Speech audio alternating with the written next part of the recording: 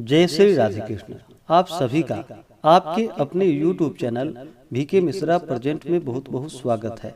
आइए आज आप सब जानेंगे आमलकी एकादशी व्रत के शुभ मुहूर्त, पारण समय, व्रत पूजा महत्व के बारे में और फिर सुनेंगे आमलकी एकादशी व्रत की कथा।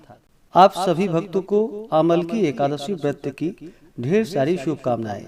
आप सभी के जीवन में लक्ष्मी नारायण की कृपा से आप सभी को सभी प्रकार के सुख और समृद्धि की प्राप्ति हो। फाल्गुन मास के शुक्ल पक्ष में पड़ने वाली एकादशी को इसे आमलकी एकादशी के नाम से जाना जाता है। इस दिन जो कि धात्री वृक्ष का पूजन किया जाता है, यानी कि आंवले के वृक्ष के नीचे बैठ करके लक्ष्मी नारायण की पूजा करनी चाहिए और इस दिन भगवान विष्णु के स्वरूप भगवान परशुराम जी का पूजन करना चाहिए।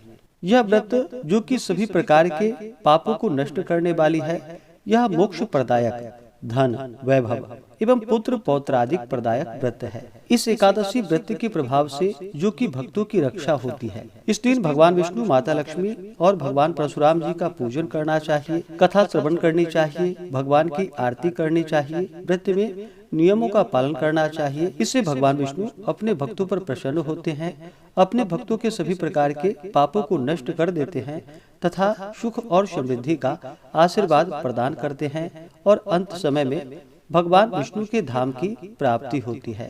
फाल्गुन मास शुक्ल पक्ष की एकादशी तिथि प्रारंभ समय जो कि 19 मार्च 2024 दिन मंगलवार रात्रि 12:23 और एकादशी तिथि की जो समाप्ति है वह 20 मार्च 2024 दिन बुधवार को रात्रि 2:24 पे एकादशी तिथि की समाप्ति है। तो सूर्योदय व्यापनी के अनुसार जो कि शुद्ध रूप से 20 मार्च 2024 दिन बुधवार को किया जाएगा। द्वादशी तिथि की जो समाप्ति है वह 22 मार्च 2024 दिन शुक्रवार को सुबह 4:25 पे द्वादशी तिथि की समाप्ति है।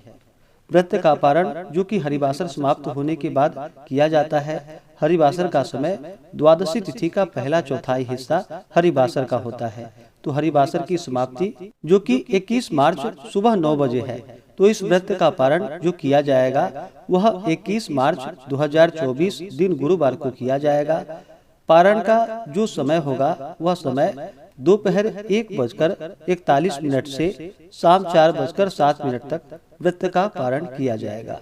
आमलकी एकादशी व्रत का पारण जो कि गोदधन्या पारणम, यानी कि गाय के दूध के दही से इस व्रत का पारण किया जाएगा।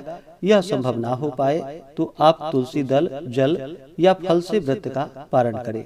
एकादशी तिथि के दिन ब्रह्म मुहूर्त का जो समय है वह समय सुबह 4:50 से सुबह 5:37 तक।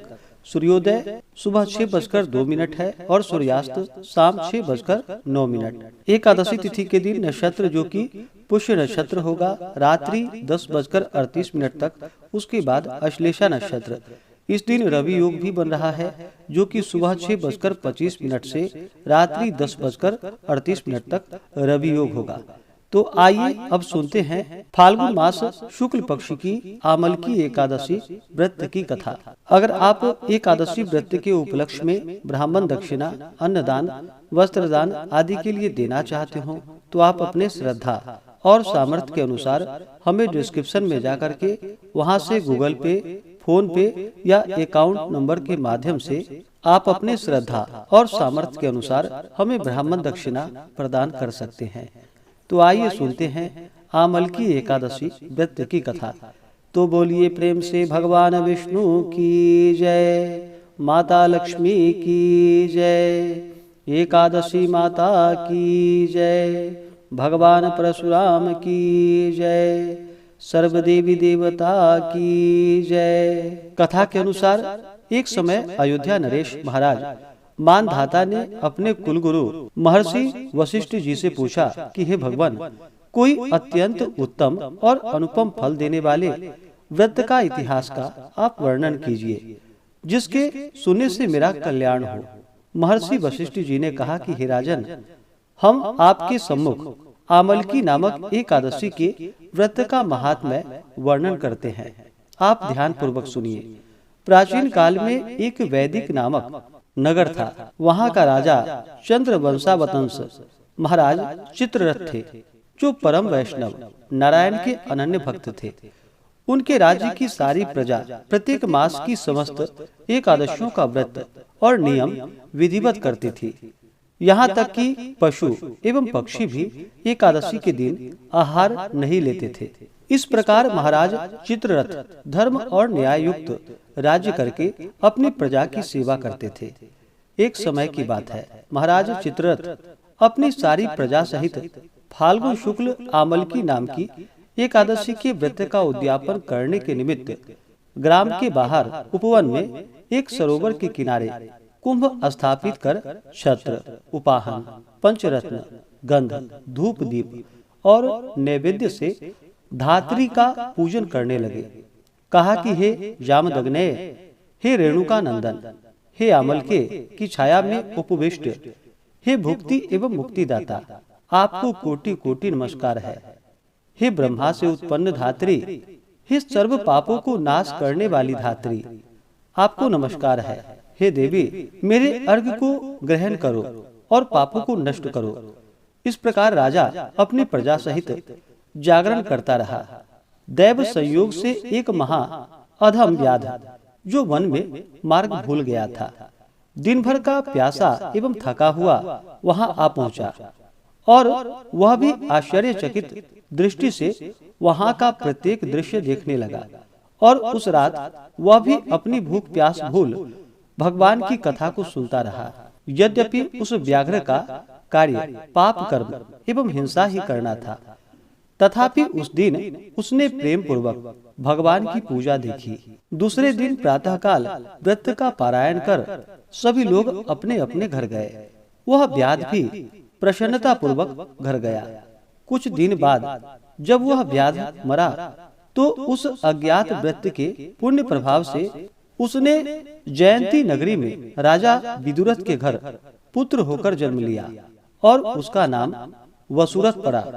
पिता के मरने के बाद वसुरथ ही उस नगरी का स्वामी हुआ और अत्यंत न्यायपूर्वक धर्म संयुक्त राज्य करने लगा। उसके राज्य में समस्त प्रजा अत्यंत सुखी और समृद्धि थी।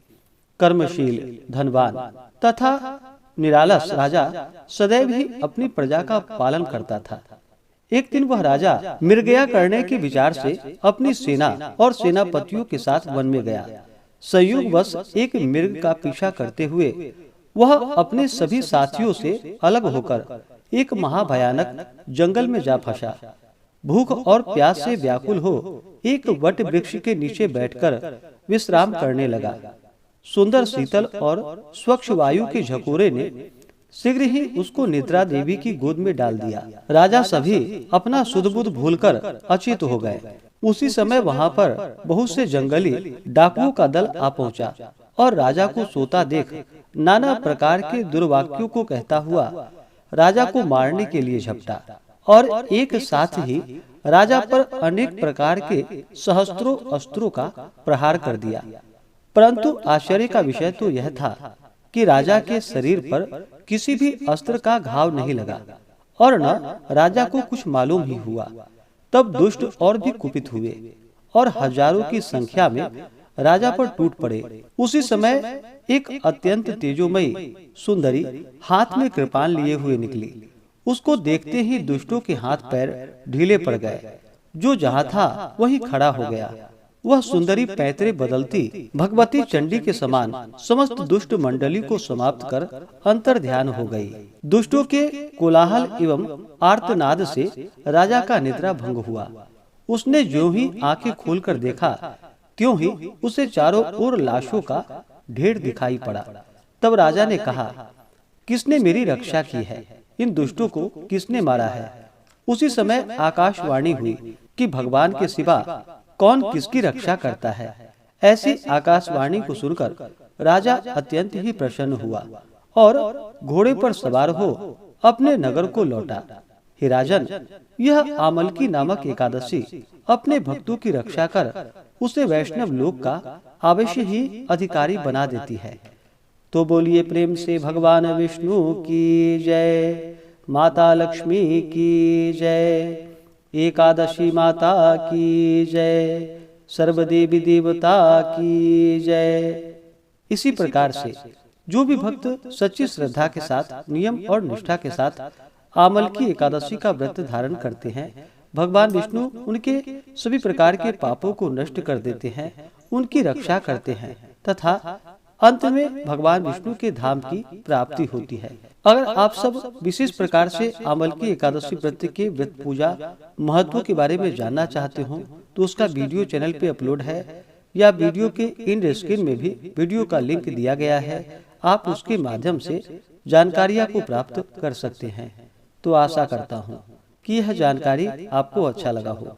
ऐसे ही ज्ञानवर्धक जानकारियाँ प्राप्त करते रहने के लिए चैनल पे अगर आप पहली बार आए हैं तो चैनल को लाल बटन दबा करके सब्सक्राइब करें, साथ में बेल आइकन घंटी को दबाएं ताकि आने वाली वीडियो का नोटिफिकेशन आपको समय से मिलता रहे।